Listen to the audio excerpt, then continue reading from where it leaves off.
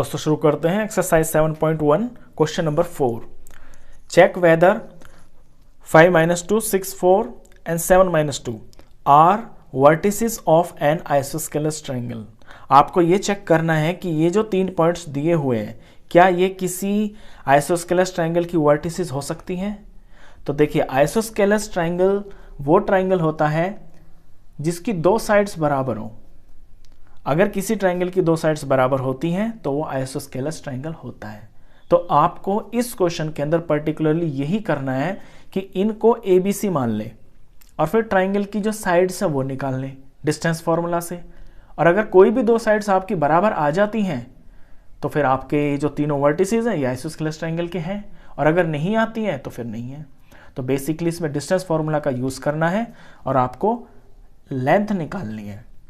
मैंने एक ट्रायंगल बना लिया, मैंने मान लिया कि A जो है ये मेरा 5 - 2 है, इसे मैंने B मान लिया, 6 और 4 है, इसको मैंने C पॉइंट मान लिया। अब मैं डिस्टेंस फॉर्मूला लगा के AB की लेंथ निकालता हूं।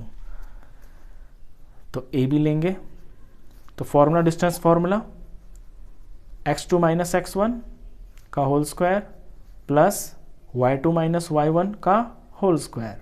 अब देखिए, क्योंकि मैं ए भी ले रहा हूं तो पहले मैं पर्टिकुलरली ना अपने ए और बी को अलग से लिख लूंगा ऐसे कि ये मेरा ए है 5 - 2 और ये है मेरा बी 6, 4। ऐसा मैं क्यों कर रहा हूं? ऐसा मैं इसलिए कर रहा हूं क्योंकि जो मेरा पहले नंबर है ना, पहला पॉइंट है, वहां से मुझे x1 और y1 मिलेगा और दूसरे में से मुझे x2 और y2 मिलेगा। ताकि कोई गलती ना हो जाए यहां देखने से, तो मैं इनको पहले लिख लूंगा क्योंकि ये मुझको ए बी के अंदर यूज करने हैं। तो अब यहां से वैल्यू पुट करते हैं। x2 6 और ये है आपका x1 5, तो यानी 6 - 5 का होल स्क्वायर प्लस यहां y2 आपका 4 हो गया और ये फॉर्मूले का माइनस, और ये यहाँ पे इसका खुद का माइनस है, तो इसे आप ब्रैकेट में लिखेंगे इस तरह से, और फिर सारे का होल स्क्वायर। फर्दर सॉल्व करेंगे तो 6 - 5 आया आपका 1 और ये 1 का स्क्वायर, यहाँ प्लस ये 4 हो गया और माइनस इंटू माइनस ये प्लस बन गया और ये 2, इसका होल स्क्वायर। नेक्स्ट स्टेप में इनकी जो वैल्यू निकालेंगे तो 1 का स्क्वायर 1 हो गया और 4 और 2 6 हो गया, तो लिख लेते हैं चलो 6 का होल स्क्वायर। अगले में कर लेते हैं, 1 का 1 हो गया और 6 का स्क्वायर आपका 36 हो गया और ये टोटल वैल्यू आई आपकी √37। अब 37 जो है ना आपका परफेक्ट स्क्वायर नहीं होता है, आगे ये सॉल्व नहीं होगा, तो यहाँ पे ख़त्म हो गया। तो ए बी की जो लेंथ है वो आई है आपकी √37। अब निकालते हैं बी सी लेंथ निकालते हैं। तो पहले मैं बी और सी पॉइंट को लिख लूंगा अलग से। बी पॉइंट है 6 और 4, सी पॉइंट है 7 और -2। अलग से इसलिए लिखा क्योंकि अब मेरा x1 तो बन जाएगा ये, और ये y1 बनेगा और ये बनेगा x2 और ये बनेगा y2। जैसे ही हम पॉइंट लेते हैं तो हमारा पहला और दूसरे वहीं से आपके x1 y1 और x2 y2 निकल के आते हैं, फिर इनका इसमें कोई काम नहीं है। तो यहां निकालते हैं BC की वैल्यू। अब फॉर्मूला आपको बार बार लिखने की जरूरत नहीं है, आप एक क्वेश्चन में एक बार फॉर्मूला लिख दें वो आपके लिए काफ़ी है। बस अब यहां से फॉर्मूले के अकॉर्डिंगली यहां से आपको वैल्यूज पुट करनी है। तो x2 - x1 यानी 7 - 6 का होल स्क्वायर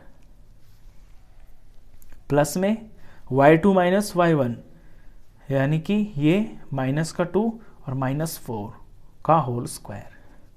फर्दर सॉल्व करते हैं, 7 में से 6 गया आपका 1 आया, 1 का स्क्वायर प्लस इस ब्रैकेट में माइनस का 6 बन गया ये दोनों मिलके और इसका होल स्क्वायर। नेक्स्ट स्टेप में 1 का स्क्वायर 1 होता है, ये प्लस और -6 का स्क्वायर 36 होता है। स्क्वायर माइनस में हो चाहे प्लस में हो, आंसर आपका प्लस आता है। इसे सॉल्व किया, ये आपका √37 आ गया। अब देखिए, ए बी की लेंथ आपकी आ गई √37 और बी सी की लेंथ आ गई आपकी √37। तो 2 साइड तो आपकी बराबर हो गई। अब तीसरी साइड आपकी बराबर आए ये तब भी आइसोस्केलेस ट्रायंगल माना जाएगा, और ना आए ये तब भी आइसोस्केलेस ट्रायंगल माना जाएगा। अब आप कहेंगे कि अगर तीसरी साइड भी √37 आ जाती है तो हम इसे इक्विलैटरल ट्रायंगल बोलेंगे, लेकिन इक्विलैटरल ट्रायंगल के अंदर भी तो आइसोस्केलेस ट्रायंगल की प्रॉपर्टी होती है, यानी इक्विलैटरल ट्रायंगल में आपकी तीनों साइड बराबर होती है, और आइसोस्केलेस ट्रायंगल होने के लिए आपकी सिर्फ 2 साइडें बराबर हो जाएं तो उसे हम आइसोस्केलेस ट्रायंगल बोलते हैं।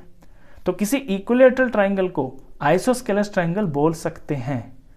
तो बेसिकली मेरा कहने का मतलब ये है कि आपकी 2 साइड आ गई, आपका काम खत्म, तीसरी की निकालने की आपको जरूरत है ही नहीं।